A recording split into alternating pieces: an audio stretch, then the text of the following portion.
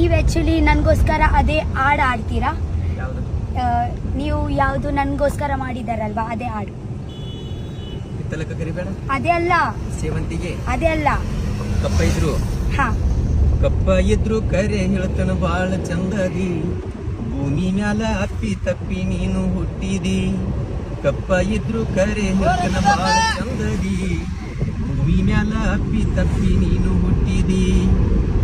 ಹೋಳಿ ತತ್ತಿ ಅಂಗ ಒಳಗ ಹೊರಗಡಿ ಎರಡ ಬಣ್ಣ ಇಟ್ಟದಿ, ಹುಚ್ಚ ಹುಡಗೊರ ಮನಸ್ಸ ಕೆಡಿಸಿ ಅದಿ ಬಾಗಿಲ ತಟ್ಟಿದಿ.